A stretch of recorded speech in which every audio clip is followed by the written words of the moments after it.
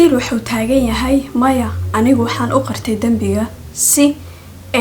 sanado badan la ii xirin oo dawlad ma aragtay qayl aysan iigu helin ma ahana wuxuu ku leeyahay bariya ahay laakiin maxay kugu taalaa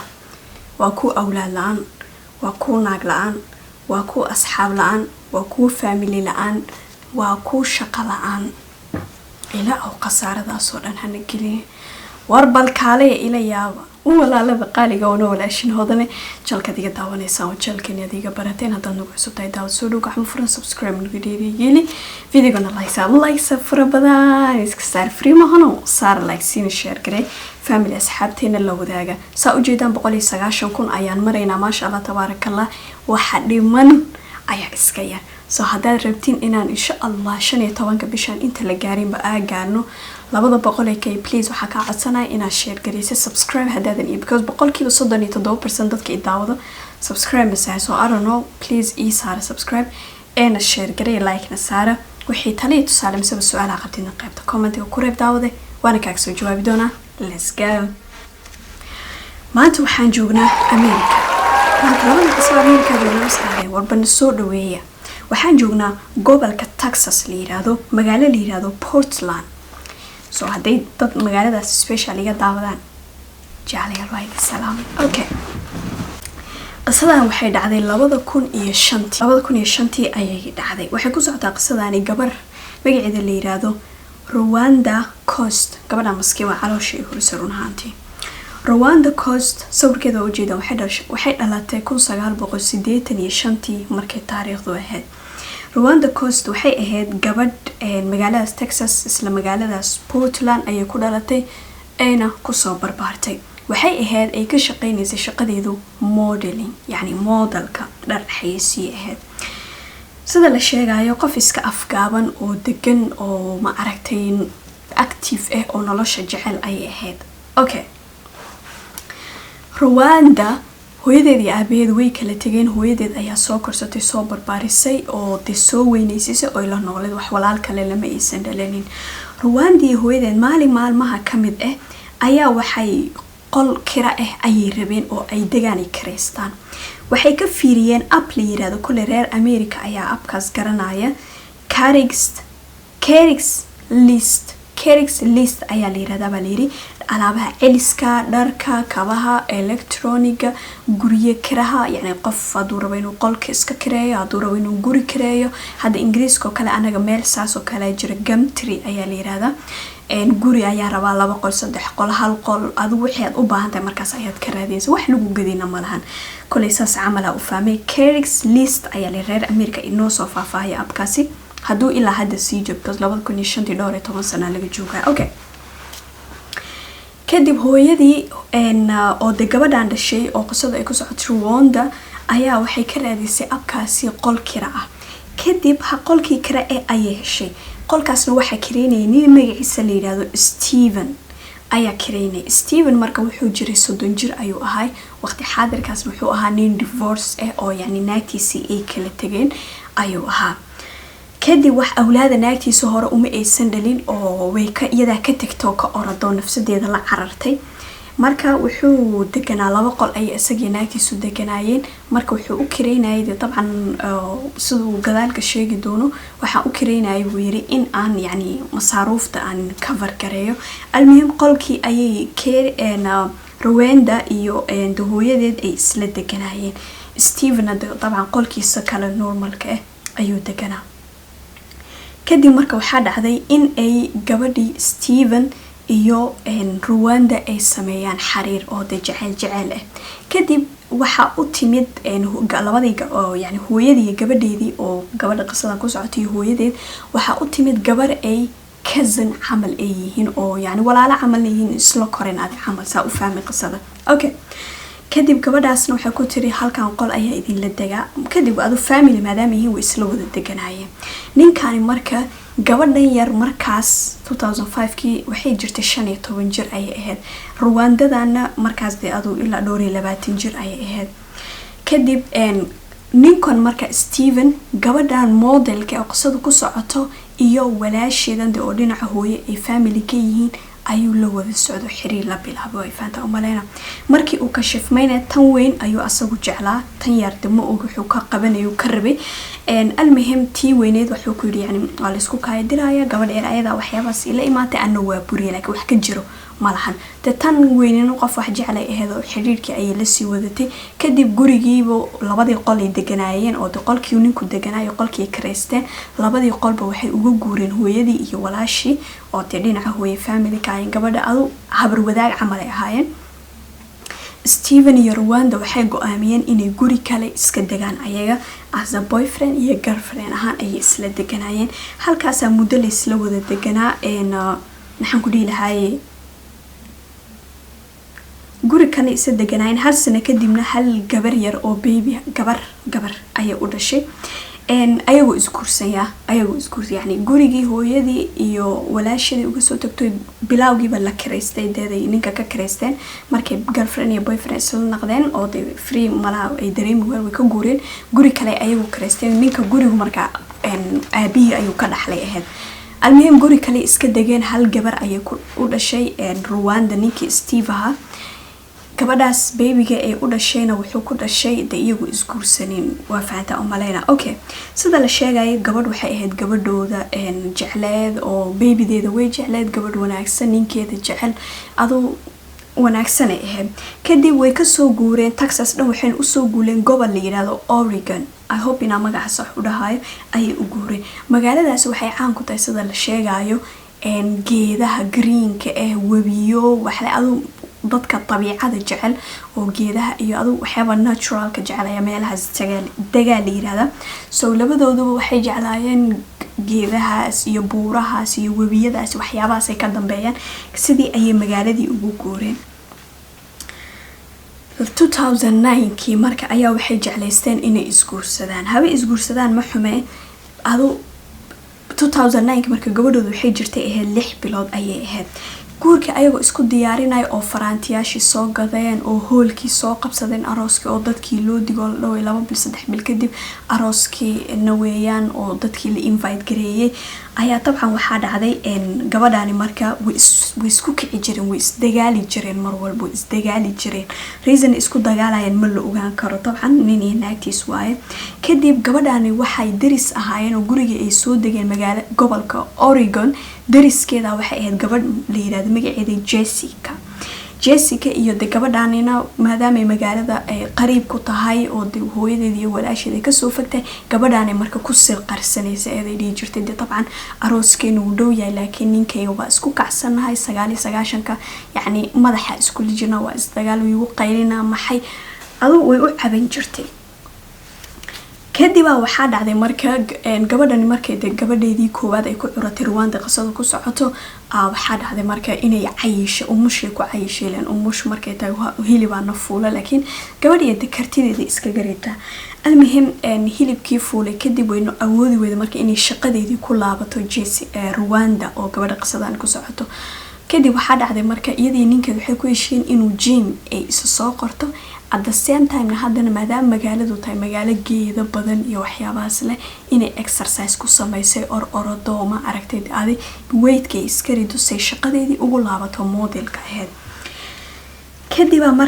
markii ay saas u ordaysay oo weight-kii wax yar ka dhacday ayaa marka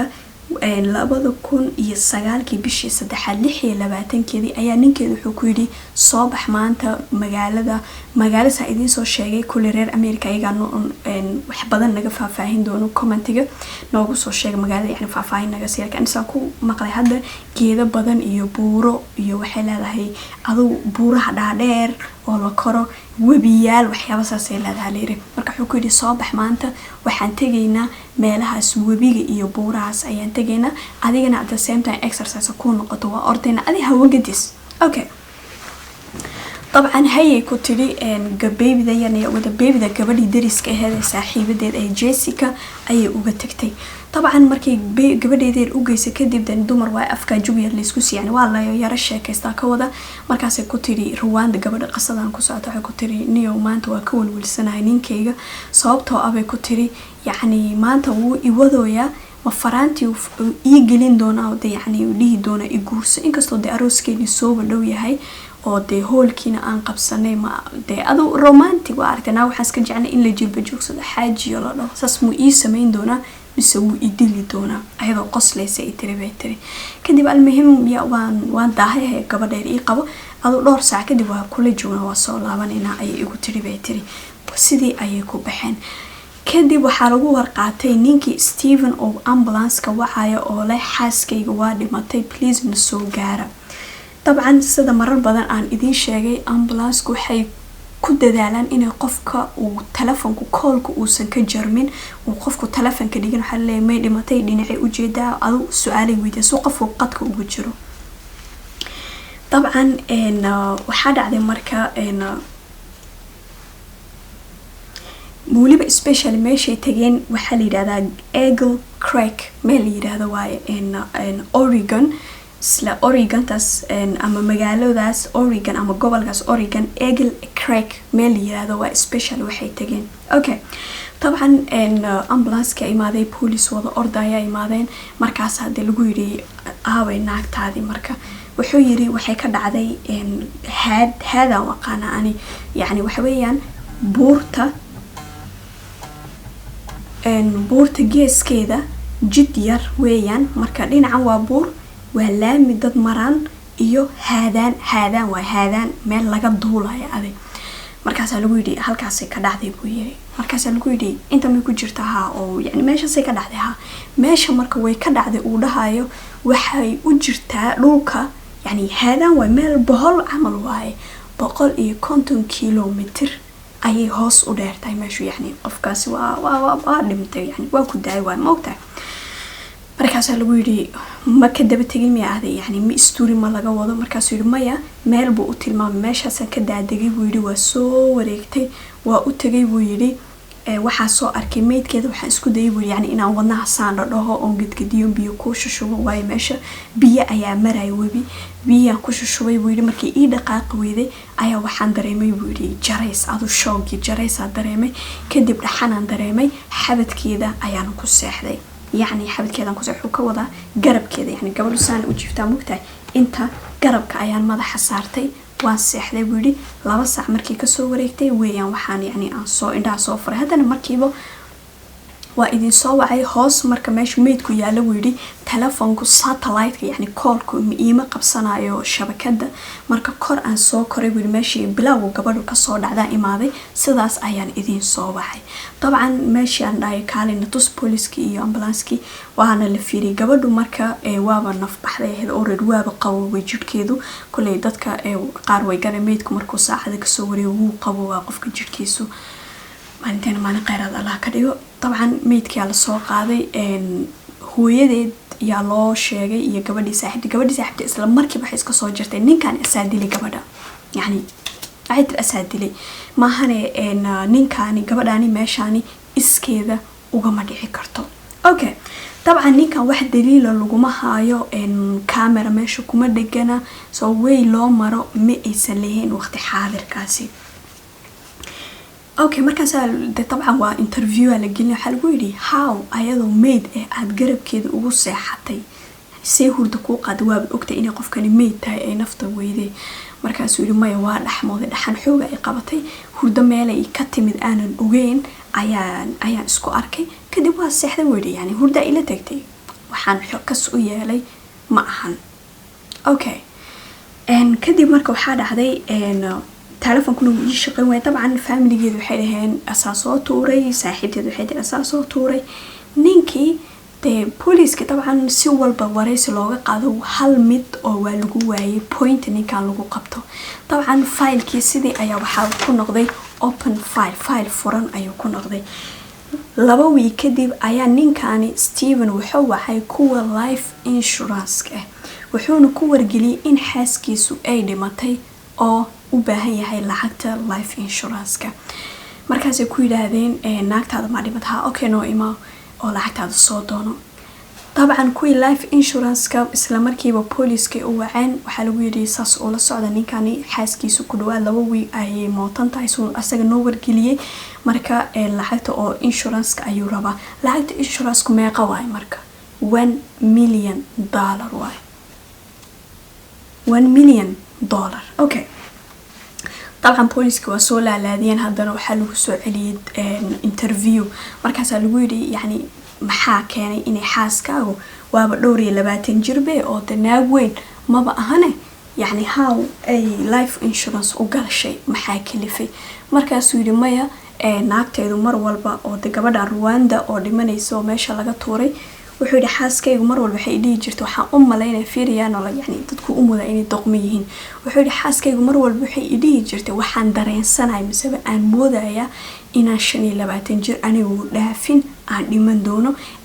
lacag hadii aan dhinto si gabadhayda mustaqbal aan ugu sameeyo waxaan galaynaa life insurance waxaana la ogaaday gabadhaani maalinkay dhimatay ka hor 2 week kaliya yani fiiri maalinkay dhimatay iyo maalinkii loo apply gareeyay life insurance ka la qoray Rwanda 2 week kaliya ayaa u dhaxaysay markii la sii daba galayna waxa la ogaaday Rwanda bilawgii markii life insurance ka la qoray ma aysan ogeyn in ninkeeda life insurance ka la xiriiray register garay kadib markii ogaatayna dagaalka iyo khilaafkii ay saaxiibteed ku dhigi jirtay waa isdagaashanahay halkaas ayuu ka bilaaday طبعا بوليس way u jeedaan in wax qalday laakiin daliil ma hayaan yani ituso itaabsi waa gaaladan waa u maleena ma ka yeelayaan okay طبعا ninkii wuxuu sameeyay life insurance waxa lagu lacagta u soo daayay 1 milyan ki akoonkiisa ugu soo dhacday طبعا gabadhiisii yarayna asaga ayaa lagu wareejiyay de oo qaadashada korinta ilmaha mas'uuliyadda asaga ayaa lagu wareejiyay isla markiiba bil kadib oo gabadhii yareedba America dhan u karartay gabadhiisii yareed wuxuuna ka dhacay Shiinaha gabadhii Rwanda saasoo filekeedu wuxuu ku ahay open file furan oo xal loo waa qofkan la dareensay inay dhimatay laakiin daliil jirin haddaba labada fiiriya qasad dhacday waay 2005 2014 marka filekan dib loo furay waxaa la qaaday bombalo gabadhaani weightkeeda ama miisaankeeda la eg ayaa la qaaday meeshii uu yiri odageedu way ka biibtay yani ka dhacday ka siibatay ayaa marka la geeyay bombaladii la istaagay waa la tuuray waxaa la ogaaday in hadii tartiib loo tuuro oo qofkani odageedu laba qowl ayuu dhahay mar wuxuu yiri way siibatay oo yani lugta way taraaraxday mar labaadkina wuxuu yiri ayada istuurtay maadaama depression ay qabtay maalinkaasna waxay cuntay ahayd buu yiri drugska oo kiniinada maandooyada kiniinada ayay cuntay sidaas waxay suubinaysaa isma aysan ogeyn ayada istuurtay marna wuxuu yiri markii labaad wuxuu yiri way taraaraxday okay laba afu ku kala muujida boolisku marka waxay ku dadaaleen sidii qof asaga istuuray amal inay bombaladaas ay soo qaadeen oo gabadhaas ku miisaanka ah markay saan yar u tuuraan qofku inuu taraaraxay amal booskeedii kuma dhaxayso haddana mar labaad waxay sameeyeen inay tuuraan yani normal sas u tuuraan waygi positionki meedka laga helay ma gaarayso bombaladu xoogay marka tookadaan u tuureen bombaladii booski gabadhan Rwanda meedkeeda laga helay ay bombaladii si u biibaysay ku dhacday taas macnaheedu waxa marka booliska halkaas uga soo baxay in ninkani gabadha xoog u push gareeyay ay ka faniintay buurta saas ay dhulka ugu dhacday ayna dhimatay uuna sugay ilaa ay ka naf baxdo si uu u waco ambulance-ka okay booliska marka waxay ogaadeen ninkani in uu maqan yahay oo dalka dhanba ka maqan wax ma qaban karaan waxa kale oo la ogaaday ninkani markii uu dhimatay gabadhan la duugo lacagta qaatay kadib gabadhii yareed ee bilawga qasadaan idin dhaay walaashay oo habar wadaagi yihiin oo guriga kula nooleed oo bilawga xiriirka la lahaa ayuu wacay markuu 1 milyan ka qaatay kadib intuu Shiinaha tegay wuxuu ku yiri yani bilawga waa xasuusata inaani adiga isjecleen laakiin waxay ku roonaayeen cod ay berigaas ka duubeen ahayd waa soo dhahay yani de waa ku jeclaa berigaas laakiin Rwanda ayadna way jecleed adoo ogeed ma aho yani raga qaar iska dhahayn wala ani ma jecleen laakiin waa ku qasbanaada iska dhaw ku qasbanaada because gabadha dhimanaysa ayada xoog ii jecleedo waxaan ka baqay hadaan ka tagay in isdisho ma fahamtay almeem hadaan adigana waa weynaatay maxaan ku dhiilahay gabadhaydana hooyo waa u noqon kartaa lacagtan 1 milyan kan oo insurance ka aan ka qaadayna mustaqbal fiican ayaan ku samaysan karnaa aan iskuursano dabcan gabadhu waxay ku dadaashay inay walaasheed ku soo hadal qaado si afkiisa hadal uga yeesho laakiin wax hadal way ka weeday oo yani lagu xiri karo ninkani المهم ninkii waa la wacay waxaa laga wacay safaaradda dalka halkaas Shiina ku taalo dalka Mareykanka waxaana lagu yiri waa lagu baahan yahay imaam markuu tagay safaaradii dhexdeeda lagu qabtay waana la soo tarxiilay waxa lagu soo celiyay Mareykanka isla markiiba markii xoog ayaa la saaray oo yani dhagaha laga galo waxa lagu yiri waxaad ku eedeysatay dilka darajada koobaad inaad xaaskaaga kas u dishay oo ka tuurtay adigu meesha laba mid ku banaan inaad ku adkeysatid aniga ma diline way dhacday oo way taraaraxday iyo inaad aqratid inaad adigu dishid oo xukunka ka fudeydino because koriyoos anaga daliil waan haysanaa adiga dil aan ku xukumi karno markii saas uu agwaaday in shaqadu serious ay xuriyas waa dilay waxaana u dilayna wax kalamaan inaan bila koow inaan lacagta qaato oo $1 million aan qaato number 2 waxaan u dilay wiili yani naag oo maseer badan oo qayla badan 9 dhagay iga qaylin jirtay so inaan ka nasto gabadheedan anigu aan korsado lacagtana aan qaato ayaa u dilay buu yiri sidii ayaa marka ninka waxaa lagu xukumiyay oo kaliya 14 bilood يعني ما dareemi kartaa yani asaad dilay oo ka tuuray meesha soo lacag u qaato $1 million u qaato kadib waxa lagu xukumiyay kiliyaato 14 bilood kadibna waaba la soo daayay laakiin nasiib xumo gabadhiisana meel ay joogto ma soo istaagi karo oo social ka qaatay number 2 $1 million kii xaaskiisa u dilayna waxa lagu xawilay gabadhiisa markay 18 jir ee noqoto in loo soo daayo way gabadhiisa yari ku noolaato kale waa abaalkiisa kadib barigi kadib uu guursanin gobolku ka guuray last time soo guursanin oo saaxiibo leen oo shaqada xataa rikoorkiya ka halaabay ee shaqaaleysiinaysa malahan intaas kale waa ku yartaan waxaan dhihi lahaa ugu yaraan 25 sano jeel in lagu xukmiyo because gabadh yar oo 20 meedu iyo dilo halaagay balaa ku dhifsato kale raayiga comment-iga igu reeb waa daalin isdhahdeen intaan ka kulmin xidinkaga tagaya fi amaan illah